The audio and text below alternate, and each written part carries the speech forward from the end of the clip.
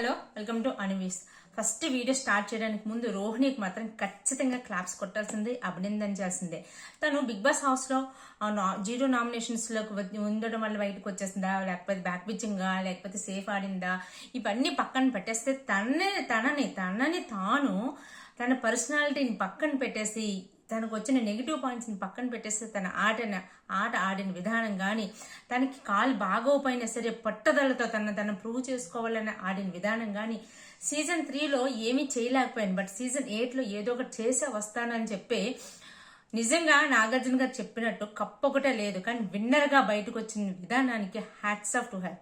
నిజంగా తన అంటే డెడికేషన్ ఉంటే, పట్టుదల ఉంటే అనుకున్నది సాధించాలి, ఏదైనా సాధించగలను అని ప్రూవ్ చేసింది అని నాకు అనిపించింది. నిజంగా ఇన్స్పిరేషన్ అంటే ఇన్స్పిరేషన్. నాకైతే బాగా నచ్చింది అబ్బా ఈరోజు ఏవి చూడగానే.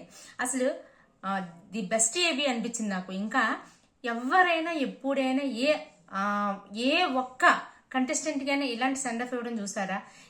అందరూ కూడా ఎంత చెప్పి సెండ్ ఆఫ్ ఇచ్చారు. అది కావాల్సింది. ఇంకా నీకు కప్పు ఎందుకు, డబ్బులు ఎందుకు, ఇవన్నీ ఎందుకు? ఇదే తన ఆటంతా పక్కన పెట్టేయండి, కానీ తను సాధించింది ఏది? తను సాధించడానికి వచ్చిన రిజల్ట్ ఇది. హ్యాట్స్ ఆఫ్ అంటే hats off to her. So ఇదండి మనం వీడియో స్టార్ట్ చేసే ముందు ఈ వీడియో మీకు నచ్చితే లైక్ చేసి షేర్ చేయండి, ఛానల్ సబ్స్క్రైబ్ చేసుకోండి. వీడియో అంతా విన్న తర్వాత మీ అభిప్రాయాన్ని కూడా కామెంట్ చేసి చెప్పండి. మొత్తానికి అయితే లాస్ట్ నాగార్జున గారు లాస్ట్ కూడా వాళ్ళ క్లాస్ పీక్కుండా ఉండకుండా అవ్వలేదు. మొత్తానికి అయితే క్లాస్ రూపంలో ఒక మంచి సలహాలు ఇచ్చారేమో అనిపించింది. సో ఆయన స్టైల్లో ఆయన మొత్తానికి నెమ్మదిగానే చాలా కూల్గా చక్కగానే చెప్పాల్సినవి చెప్పారు. ఇప్పుడు నబీల్కి కానీ, లేదు అంటే నిఖిల్కి కానీ, గౌతమ్ కానీ, ఎస్పెషల్లీ నిఖిల్ని చూస్తే అంటే నబీల్ని అయితే తన తొత్తరపాటుని మార్చుకో, కొంచెం కంగారు పడుతున్నావు, జాగ్రత్తగా ఉండు, ఏదైనా కొంచెం పైకి వెళ్ళాలన్నా స్టేబుల్ అవ్వాలన్నా సరే జాగ్రత్తగా ఉండు అని నాకు కొంచెం వార్న్ చేశారేమో, సజెషన్ చేశారేమో అని అనిపించింది. ఇంకా నిఖిల్ని కూడా నువ్వు మార్చుకుంటే కింద పడిపోతావు, అదే కదా అయింది లాస్ట్ వీక్. తను వదిలేసి అందరూ ఎప్పుడైతే ఏం లేదు అది అగ్రెసివ్ ఇది అదేది అనేసరికి మాట జారిపోయాడు, అగ్రెసివ్ ఎక్కువయ్యింది. సో అదే వదులుకోకు, నువ్వంటే ఏంటో అలాగే ఉండని చెప్పి నిఖిల్కి సజెషన్ చేసినట్టు నాకు అనిపించింది. గౌతమ్ ఎక్కువగా తిట్టారంటే గౌతమ్ను కూడా ఎక్కువేం తిట్టలేదు. తను అంటే ఎన్ని రోజులు అవుతున్నా సరే తనకి అర్థం చేసుకోలేదు కాబట్టి తనకు క్లారిటీ ఇచ్చారు అంతే. ఇందులో గౌతమ్ని ఎక్కువ తిట్టేశారు, నిఖిల్ని తక్కువ తిట్టేశారు అనడానికి కూడా ఏం లేదు. ఈ రోజు మాత్రం నాగార్జున గారు చాలా బ్యాలెన్స్డ్గా బిహేవ్ చేశారు, చాలా చక్కగా చేశారు. అయితే ఇంకా నెక్స్ట్ వీక్ అయిపోతుంది, నెక్స్ట్ వీక్ ఫినాలే అనగా కూడా ఈ వీక్ ఇప్పుడు కూడా వాళ్ళకి క్లాస్ చెప్పడం అనేది మరి గుర్తుండాలి కదా. సో ఒక్కొక్కరిది రిగ్రెట్, ఎవ్రీ సీజన్లో జరిగే రిగ్రెట్ వీక్స్ ఏంటో చెప్పమన్నారు. సో ఒక్కొక్కరు ఒక్కొక్కటి. అవినాష్ నిజంగానే ఆ వీక్ అయితే మాత్రం ఇది ఏ వీక్ చెప్పాడు, 12th వీక్. అదే విష్ణుప్రియకి రోహిణికి చాలా పెద్ద ఇష్యూ అయినప్పుడు వాళ్ళిద్దరు గొడవ ఆడుకుంటున్నప్పుడు కూడా పక్కకి వెళ్ళిపోయాడు. సో దావలేదు పర్సనల్ మాట్లాడుకుంటున్నారని చెప్పి అది తన రిగ్రెట్ ఫీల్ అయ్యాడు అని చెప్పి అది.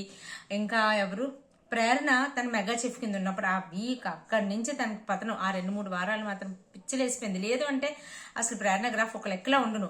సో అక్కడే కింద దింపేసింది, డిప్ అయిపోయింది. ఏమనుంది నెగిటివిటీ ఫుల్ వచ్చిందంటే అక్కడే ఆ వీక్లోనే. సో అది ఇంకా రోహిణి 10th వీక్ అంటే రోహిణికి ఏదైనా ఇష్యూ అయ్యింది, ఏదైనా గొడవ అయ్యిందంటే ఏదైనా చాలా ఎక్కువసేపు అంటే అవినాష్ తన మీద కోపగించుకున్నాడు, ఎవరైనా గట్టిగా వాళ్ళ దాంట్లో వాళ్ళు అరిచారు అంటే అవినాష్ అండ్ రోహిణి అదే అవినాష్ గుడ్డు తీసుకుని వెళ్ళి పావు నోట్లో వేసేస్తుంది కదా. సో ఆర్గ్యుమెంట్కి ఇంకేం చెయ్యలేక అని చెప్పి వేసేస్తుంది కదా. దానికి ఇంకా ఏంటి Nabeel 9th week mega chief అయిన తర్వాత అదే నిఖిల్ మీద కోపంతో బస్తాల రాష్ట్రంలో అవినాష్ హెల్ప్ చేసి తను పూర్తిగా ఆడకుండా గివప్ ఇచ్చేసాడు కదా. సో దానికి రిగ్రెట్ ఫీల్ అయ్యానని. విష్ణు ఇక్కడ నిజంగా ఎంత అంటే నాకు నిజంగా ఇక్కడ కూడా విష్ణు బాగా నచ్చిందబ్బా. ఏంటంటే తన నేచర్ని బయటికి చెప్పుకునే విధానం కానీ, అసలు నేను ఇలాంటి దాన్ని నా వల్ల నేను ఇంకొక అబ్బాయి గురించి ఏమవుతుందని కూడా ఆలోచించలేదు అనే విధానం కానీ నిజంగా టూ గుడ్ అంటే టూ గుడ్. సో ఎందుకంటే నేను అంటున్నాను, మనం అందరం కూడా శ్రీముఖి వచ్చిన తర్వాత మారింది అని అనుకున్నాం. కాదు, శ్రీముఖి కన్నా ముందు పునర్నవి వితికా శర్మ వేసిన డైలాగ్ కోసం, వితికా శర్మ ఆ డైలాగ్ కోసం మారింది. ఫస్ట్ తనది ఫ్లర్టింగ్ నేచర్ అని, ఎంత ఓపెన్ గా మాట్లాడుతుందంటే తనది ఫ్లర్టింగ్ నేచర్ అని. సో నేను ఏదైనా రిగ్రెట్ ఫీల్ అవ్వాల్సిన ఆ వారాలు ఏమైనా ఉంటే 6th వారం నుంచి, అంటే అక్కడి నుంచి 5th వారం నుంచి అక్కడి నుంచి మొదలెట్టింది. అక్కడి నుంచి నేను రిగ్రెట్ ఫీల్ అవుతూనే ఉండాలి ఎప్పుడు 12th వీక్ వరకు, తను వెళ్ళిపోయిన వరకు.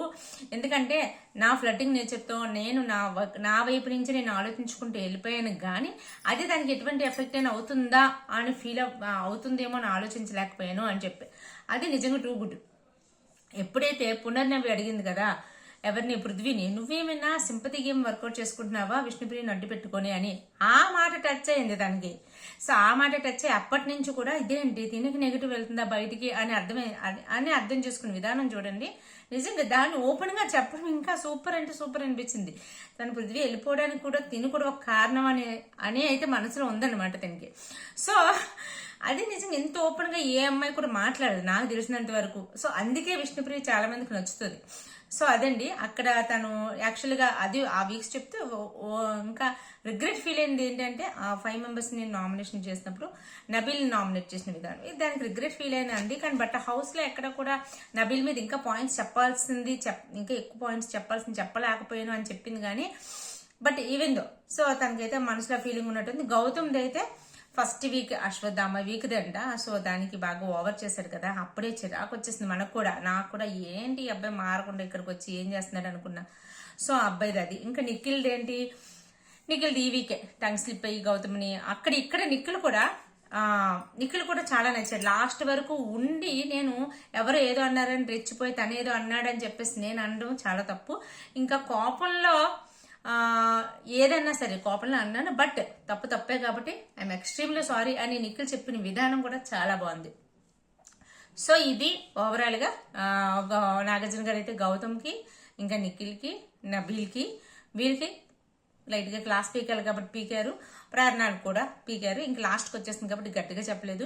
రోహిణి ఇది ఇంకా టచ్ చేయకూడదు కాబట్టి వదిలేశారు. అవినాష్ది కూడా లైట్ గా టచ్ అయ్యారు, గివప్ ఇచ్చేసాడు అన్నమాట, లైట్ గా టచ్ చేసి వదిలేశారు. సో ఇంక లాస్ట్కి వచ్చేసింది కదా ఇంకెందుకులే అనేసి అనుకున్నారు. కానీ క్లారిటీ ఇవ్వాలి కాబట్టి ఇచ్చారు. క్లారిటీ ఇవ్వకపోతేనే తప్పు, క్లారిటీ ఇవ్వడం కరెక్టే.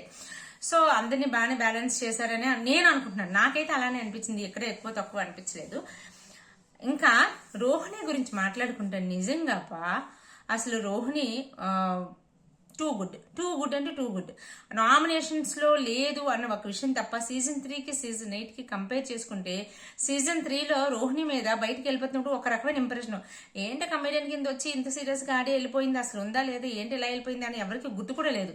బట్ సీజన్ 3 తర్వాత బిగ్ బాస్ ఎఫెక్ట్ మాత్రం తనకి చాలా మంచి లైఫ్ ఇచ్చింది, చాలా నేర్చుకుంది, చాలా ఎక్స్పీరియన్స్ పొందింది, కమెడియన్ కింద కూడా చాలా ఎక్స్పీరియన్స్ పొందింది. అదంతా సీజన్ 8లో చూపించి తనంటే ఏంటో తను ప్రూవ్ చేసుకుని వెళ్ళిన విధానం మాత్రం సూపర్ అంటే సూపర్, ఎక్సలెంట్, ఎక్స్ట్రాడినరీ.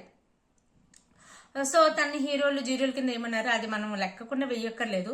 సో తనకి ఎవరైతే కంఫర్ట్ జోన్ అంటే తనలాగా వైల్డ్ కార్డ్స్ వచ్చిన వాళ్ళని సో హీరోల కింద వేసింది అవినాష్ని కానీ గౌతమ్ని కానీ.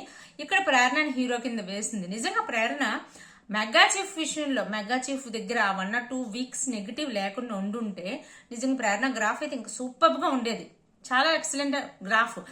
ఇంకొకటి ఏంటంటే తన నోరు ఒక్కటి కంట్రోల్ చేసుకుంటుంటే ఇంకా అంతకు మించి ఇంకేం లేదు.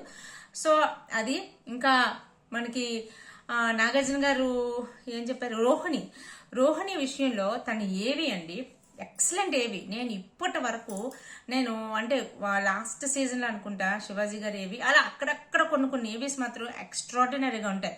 ఈ రోజు రోహిణి ఏవి కూడా ఎక్సలెంట్ ఏవి, చాలా చాలా బాగుంది. అసలు రోహిణికి ఇంకా కప్పు రాకపోయినా పర్లేదు, ఈ జర్నీ చాలు. తను ఈ హౌస్ లోకి ఎలా వెళ్ళింది, జీరోగా వెళ్ళింది, zero expectations, nothing.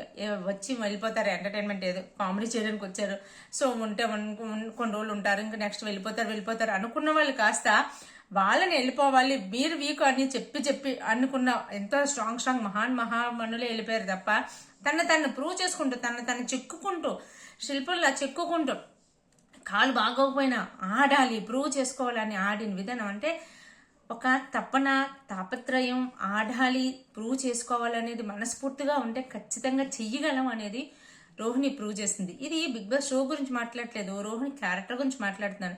Big boss షోలో మేబీ తను నామినేషన్స్లో ఉండుంటే అంత పెర్ఫార్మెన్స్ రావచ్చేమో మనకు తెలియదు. ఇంకొకటి నామినేషన్స్ రాకుండా అందరితోనే రిలేషన్స్ బాగా మెయింటైన్ చేసిందేమో తెలియదు. సో చేసింది కూడా. సో ఇవన్నీ పక్కన పెట్టేస్తే తను ప్రూవ్ చేసుకుని జీరో కాదు అన్నది బాగా తీసేసుకుంది. మేబీ తను బయట ఫేస్ చేసిన సిచ్యువేషన్స్, తన పర్సనాలిటీ ఫేస్ చేసిన సిచ్యువేషన్స్ అన్ని కలిపి కూడా బిగ్ బాస్ షో ద్వారా ప్రూవ్ చేయాలి అనుకుందేమో. లోపల తనకు ఒక ఇంటెన్షన్ ఉంది, అది ప్రూవ్ చేసుకుంది. చాలా పెద్ద సక్సెస్ తో బయటకు వచ్చింది అనిపించింది నాకైతే నిజంగా. మీకేమనిపించింది కామెంట్ చేసి చెప్పండి. ఇంకా నెక్స్ట్ ఏంటి, నెక్స్ట్ ఎలిమినేషన్ కూడా ఉంది కదా. సో విష్ణుప్రియ కూడా నెక్స్ట్ ఎలిమినేట్ అయిపోయింది. సో తన జర్నీ చాలా అప్ అండ్ డౌన్తో జరిగిన జర్నీ. సో దాని గురించి మనం రేపు మాట్లాడుకుందాం. సో మొత్తానికి అయితే టాప్ 5 కన్ఫర్మ్ అయిపోయారు. టాప్ 5లో కాదు, టాప్ 7లో కూడా నాకు తెలిసి టాప్ 7లో కూడా ఇంతమంది అంటే 3 అమ్మాయిలు 4 అబ్బాయిలు ఉండడం అనేది నిజంగా సూపర్ అనిపించింది. అమ్మాయిల రేషియో పెరిగింది నిజంగా. టాప్ 5కి వచ్చేసరికి ప్రేరణ ఫస్ట్ నుంచి కూడా డే 1 నుంచి కూడా అంటే ఒకనొక టైంకి వచ్చేసరికి Prerana winner material. Bigg Boss season 8కి లేడీ విన్నర్ కన్ఫర్మ్ అన్న సిచ్యువేషన్, అన్న రేంజ్లోకి వెళ్ళిపోయింది ప్రేరణ. ఎప్పుడైతే నిఖిల్ వీళ్ళు కొంచెం మెంటల్గా వీక్ అయిపోయాడు, లేదు అంటే నిఖిల్ కొంచెం ట్రాన్స్పరెంట్గా లేడు అనిపించిన టైంలో తను మాట్లాడే విధానం, తను డిఫెండ్ చేసుకునే విధానం, తను నామినేషన్స్ చేసే విధానం, తను ఆడిన విధానం ఏం చూసినా సరే ప్రేరణ ఖచ్చితంగా విన్నర్ అని అనుకున్నాము. సో దాన్ని అలా మెయింటైన్ చేసుకుంటూ సస్టైన్ చేసుకుంటూ టాప్ 5 వరకు వచ్చింది, ప్రూవ్ చేసుకున్నట్టే. సో కొన్ని అప్ అండ్ డౌన్స్ వస్తూ ఉంటాయి, పోతూ ఉంటాయి. దానివల్ల కొంచెం గ్రాఫ్ అటు ఇటు అయ్యి ఉండొచ్చు, కానీ ఖచ్చితంగా తనైతే టాప్ 5లో పెట్టుకుంది. టాప్ 5లో నిలబడింది. ఆ గ్రాఫ్ని అయితే నిలబెట్టుకుంది, కింద మీద పడినా సరే. సో మనం దానికైతే అప్లోడ్ చేయాల్సిందే. సో ఇదండి నాకు అనిపించింది. మీకేమనిపించిందో కామెంట్ చేసి చెప్పండి. అలాగే మీరు టాప్ 1, 2, 3, 4, 5 ఎవరు అనుకుంటున్నారో కామెంట్ చేయండి. ఇంకేంటి, వీడియో నచ్చితే లైక్ చేసి షేర్ చేయండి. Take care, by by.